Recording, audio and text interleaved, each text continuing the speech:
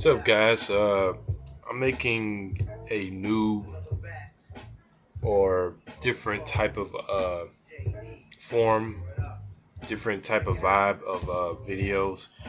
This is going to be, I guess, less boring than my old videos were, where I just talk about Heat news. This is going to be, with music in the background. I'm going to have a different platform, as far as what I talk about and when I talk about. So let's get right to it. Uh, as of March the 25th, 2021, the deadline for the Miami Heat is pretty much over with. We have a lot of roster changes, and we also have different players, as far as like different personnel on this team.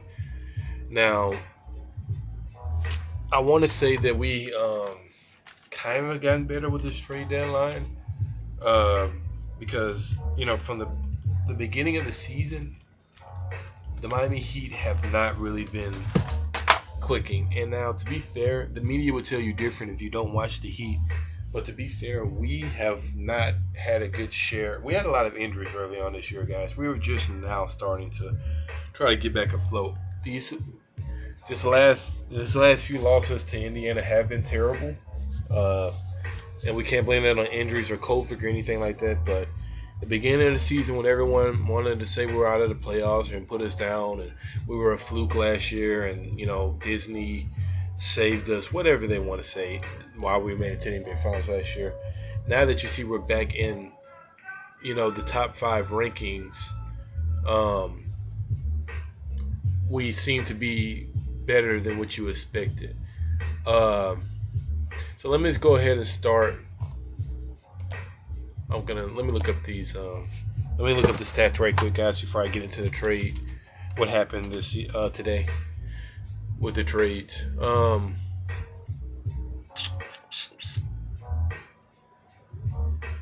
Let me see, guys.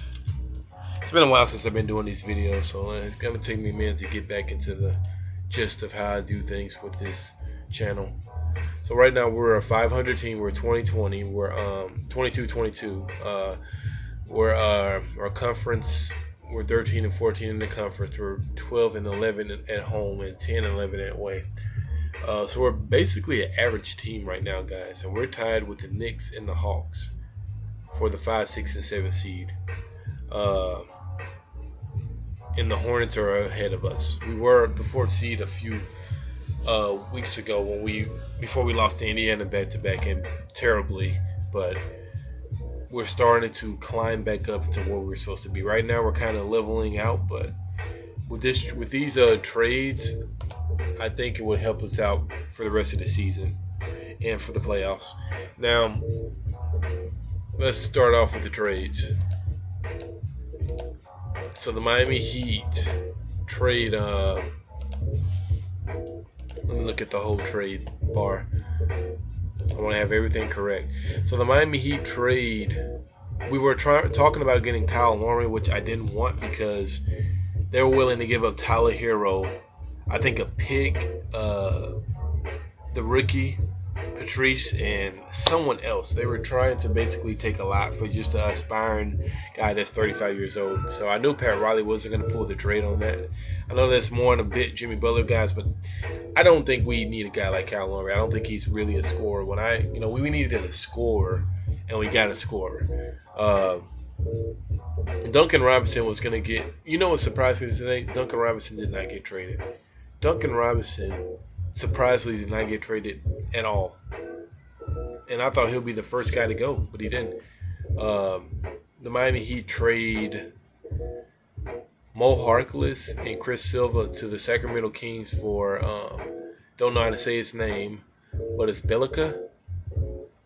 I don't know how to say his name at all, guys, but I know it's Belichica. He's a power forward from the Sacramento Kings. Guys, don't laugh at me, but I can't pronounce this guy's name for shit. He's a power forward. He's basically what Kelly Olynyk and Miles Leonard were for the Miami Heat. So that's what he is, but he's a lot better than both of them. So we got him. So we got a stretch floor.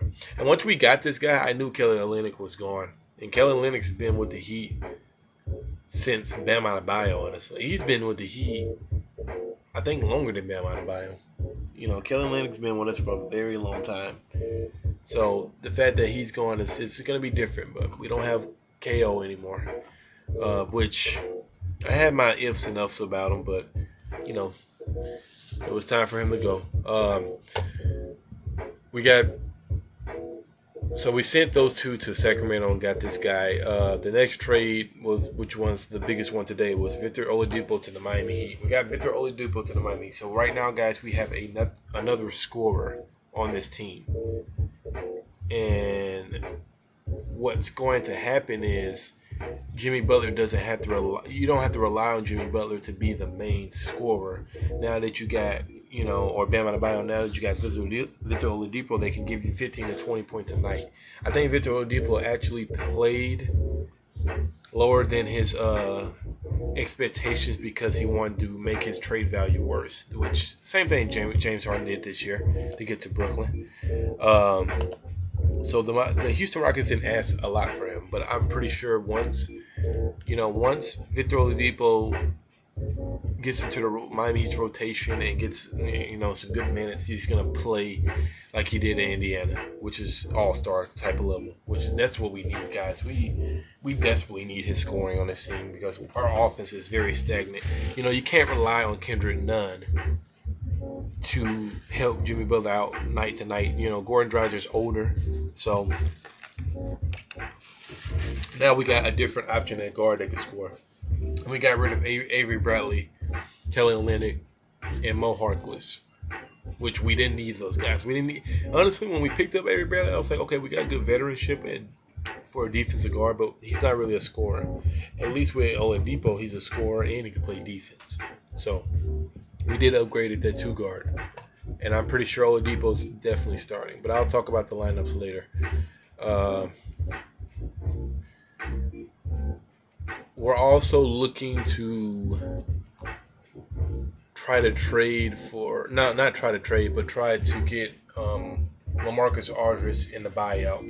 When the Spurs buy out LaMarcus Aldridge, I think the Heat most likely 9 times out of 10 are going to expect it to emerge as a front runner to sign him. So be expecting a guy down there in the paint. That's what we really need. Victor Oladipo is nice, but if you can get a veteran big man like LaMarcus Aldridge that play both sides of the ball and can basically, he can give you up to 15, 20 points along with Oladipo. So now Jimmy Butler and Bam Adebayo have more scoring. I think that puts us back at the top in the East. I'm not saying we're beating Brooklyn because Brooklyn's a juggernaut of an offensive team, but we do have we do have a more filled out team than Brooklyn has. So this really helped out guys a lot, getting LaMarcus Aldridge. And for him to be down there in the paint helping out Bam, because Bam needs help down there. He needs, for a guy like LaMarcus Aldridge that can play defense, score, and rebound. That's what we need, and it will help out Bam a lot more and take more pressure off of him. So I think the Miami Heat are probably like number 1 on LaMarcus Aldridge's list of going to a team. And as of now, what had just emerged as I refresh this page, Lonzo Ball. Brian Windhorst on the jump says it's unclear if the Pelicans can afford to keep Lonzo Ball due to the financial predicaments. But to watch Knicks, Heat, and Raptors, that's not necessarily saying we're going to get Lonzo Ball. I really don't think we need Lonzo Ball at this point. We have enough guards.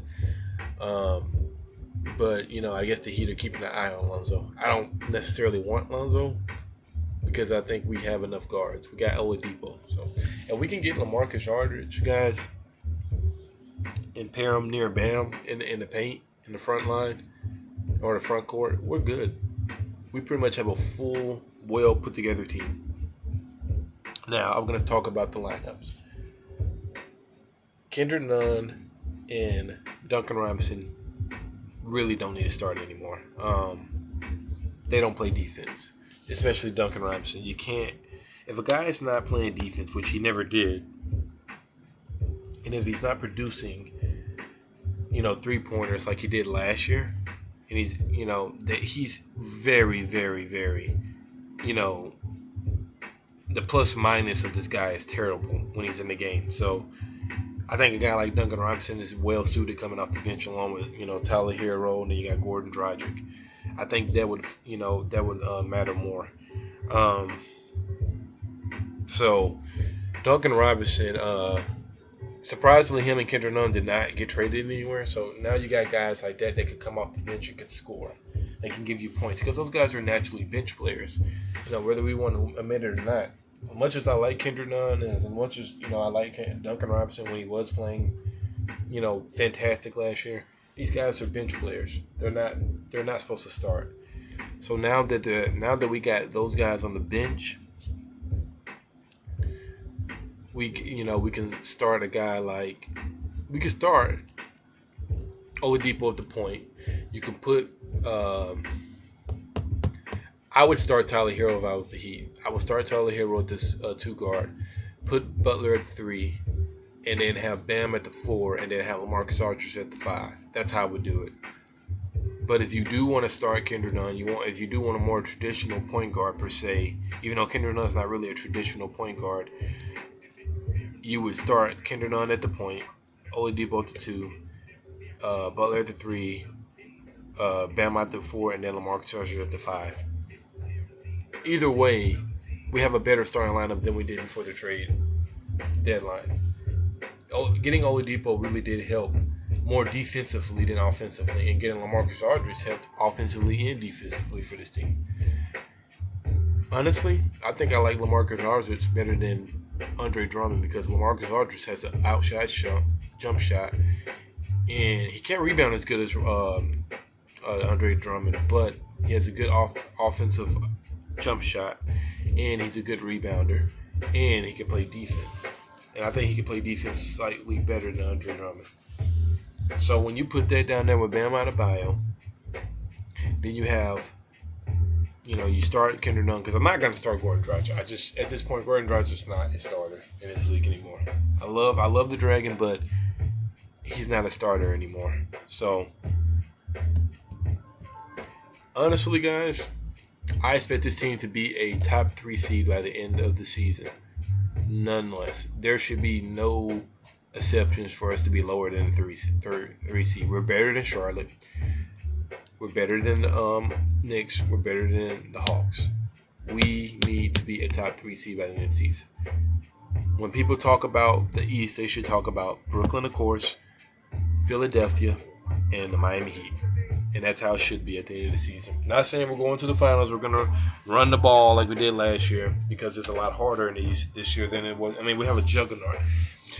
Even if we can beat Philly, which I think we could still beat Philly in a series, beating Brooklyn with that 3-headed monster, offensive-headed monster, it's going to be damn near impossible to do this season. I'm just going to be real with you guys. But at least we have a team that's more competitive and more well-suited. So it's going to be pretty interesting to see what happens the rest of this season. But expect for LaMarcus Aldridge to be on the Miami Heat by the end of next week or by the end of this week. It just depends. When the buy market starts, expect LaMarcus Aldridge to be with the Miami Heat. But I think that's all, guys. Like I said, this is basically a tune-up. It's a retool, not a rebuild. And basically, we have a better team. Expecting LaMarcus Aldridge to be on this team, we will have a better team than we did going in the finals last year, guys. It sucks that we will have to deal with Brooklyn this year. That's the only problem. But